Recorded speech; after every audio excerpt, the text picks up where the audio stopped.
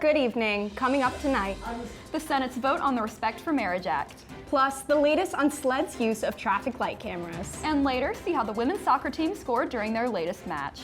But first, our meteorologist Caiden Dinkins is in the studio here with us now. Caiden, what weather can we expect to see this weekend?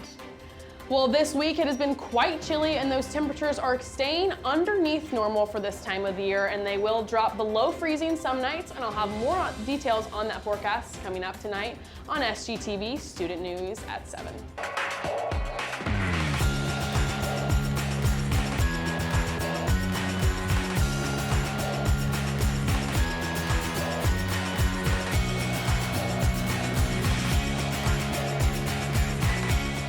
Live from the Kennedy Greenhouse Studio. This is Student News at 7. Good evening, Carolina. I'm Riley Hackett. And I'm Caroline Smith. Thanks for joining us tonight. The Senate held its first vote yesterday on a bill that could protect both same-sex and interracial marriage. The Respect for Marriage Act would repeal the Defense of Marriage Act, a Clinton-era law allowing states to refuse to recognize same-sex marriages. The new bill would replace all language in federal laws referring to marriage as a union between a man and woman. It would repeal all states' rights to deny marriages on the basis of sex, race, ethnicity, or national origin. If the bill passes, the government would be required to recognize the validity of same-sex and interracial marriages. A group of Democrat and Republican senators announced a deal Monday that signaled they likely have enough votes to get the bill through. Senate Majority Leader Chuck Schumer filed cloture on the bill later that day, and senators voted on it yesterday. South Carolina Senators Lindsey Graham and Tim Scott voted against the bill. However, the bill received the necessary votes to proceed, including votes from 12 Republicans. This is not the final vote, but the bill has cleared a significant hurdle with this vote. The final vote will happen as early as this week. Today is an important deadline for Americans who still need to collect stimulus checks from 2021. To claim these checks and benefits, you need to file a 2021 federal income tax return. If you act fast, the IRS free file system can smooth the tax filing process. The IRS free file tool lets you electronically prepare and file your federal income tax return with user-friendly guided software that is safe and free. The IRS sent letters to close to 9 million people last month, informing them that they had not claimed certain benefits or filed their 2021 income tax return. These benefits include COVID-19 stimulus checks, the expanded child tax credit, and the earned income tax credit. Today's deadline is just for using the IRS free file tool. You can still claim the missing payments by filing a federal tax return on your own. This free file tool is open through midnight Eastern on November 17th tonight. A new petition filed with the South Carolina Supreme Court alleges that some cameras that police use in the state are illegal under current laws.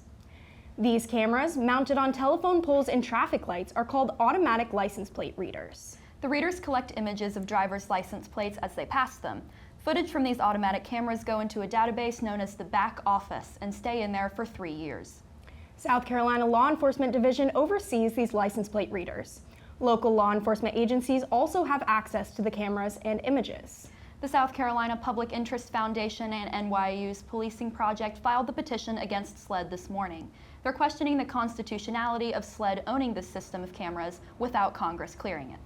They say there are about 400 million images of license plates in the back office, with time and location data attached, and that they're accessible by nearly 100 local law enforcement agencies.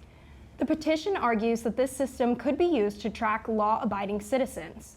It says these automatic license plate readers are part of a system of, quote, unlawful and unaccountable surveillance, end quote, that SLED has no right to operate. If the state Supreme Court agrees, SLED may have to take down these cameras and delete the images they captured until they can get permission to operate them. SLED has not yet commented on the case and likely won't while it's in progress. Last weekend, Columbia residents and USC students had an opportunity to see a rather impractical comedy show with Joe Gatto himself. Fans of Impractical Jokers lined up outside the Koger Center last Friday to see Joe Gatto's latest stand-up show, A Night of Comedy. The show opened with Scott Seiss sharing his thoughts on Amber Alerts and retail workers. Joe Gatto kept the crowd laughing all night with past pranks and stories from the show. Chloe Walters was at the show and she loved both acts. I used to watch them, but it was very rare, but I love comedy. I thought it was really good. I laughed a lot. The event also featured a meet and greet with Joe Gatto after the show for an additional charge. If you missed the show, the tour will continue through April of 2023, with shows in Georgia and North Carolina coming in late March. Now, Caroline, how was it? It was really funny. I really did enjoy it. Me and one of our producers here went and got some footage at the show, and we had a great night. I'm so glad you guys got to go. Coming up after the break, the latest in Gamecock sports. Stay close. SGTV News 4 sports reporter Michael Herring has the scoop. What have you got for us, Michael? The South Carolina football team suffered another loss to the Florida Gators. The Florida Gators defeated the Gamecocks with a final score 38-6. The Gamecocks struggled defensively in this game against the Florida Gators. Heading into the final stretch of the season, our Gamecocks record is now 6 wins and 4 losses. The Gamecocks will have their work cut out for them in this game against Tennessee. The Gamecocks will take on number 5 ranked Tennessee this Saturday at Williams-Brice Stadium at 7 p.m. You can watch the game on ESPN. The women's soccer team winning streak continues with a win against Wake Forest. The Gamecocks defeated Wake Forest with a final score of 2-0. With this win, the Gamecocks advanced to round 2 of the NCAA women's soccer tournament. The Gamecocks will travel to Durham, North Carolina to take on the 6th-seeded Harvard on Friday at 4 p.m. You can watch the game on ESPN+. For News 4 Sports, I am Michael Herring. Thanks, Michael. Coming up after the break, News 4 entertainment reporter Connor Fisher will lay down the talk of the town. Stay tuned. Welcome back. Joining me now is entertainment reporter Connor Fisher to fill us in on what's happening in Columbia this weekend. What do you have for us, Connor? This coming Sunday at 6 p.m., you can witness a beautiful sight at the Carolina State House. This event will herald the official start of the Yuletide season with the lighting of the state's Christmas tree. There will also be performances from artists across South Carolina, the governor's seasonal message, and more. Now, I love celebrating Christmas, I really do, but it's not Thanksgiving yet, and I don't think I'll ever fully support celebrating Christmas until after Thanksgiving. I understand. I have many a friend who blasted the Christmas music at midnight on November 1st. Oh, absolutely, me too. Yeah, big fan of rap music. Tomorrow night from 8 p.m. until midnight, you can attend 4 amazing artist concerts at the Colonial Life Arena. This concert features artists like Buggy Mag Yo, Glorilla, Big Boogie, and ESTG. Tickets are still on sale and can be purchased at Ticketmaster.com. Now, before the show, I got a chance to go through some of their music, and I gotta say, they're pretty good. They are pretty good. I think I might actually go. Go, hey, to Ticketmaster. That's all your entertainment news for tonight. Coming up after the break, Caiden Dinkins will let you know if this cold weather sticks around. We'll be right back. Now, this week in Columbia has been one of our coldest weeks yet of the season, and it will continue to stay that way. But now, right now here in Columbia, South Carolina, it is 42 degrees. That dew point is 27. Our low temperature for tonight is going to get quite close to that dew point, breaking into the upper 20s or the low 30s, upper 20s as well. So make sure if you have pets or plants outside, get those inside so they do not freeze. Those winds are quite mild. The humidity pretty regular for this time of year. Sky cover open, nice and clear outside. It is cold and calm. Now coming up for the whole entire state today, those highs of today ranged in the low 50s. Like I said, one of our colder weeks for today. We had a pretty consistent temperature of 52 degrees in the low state and the low country as well as the Midlands. But if we move up into the upstate, we moved into the upper 40s as well, getting a little bit cooler as the location goes up in the state, excuse me.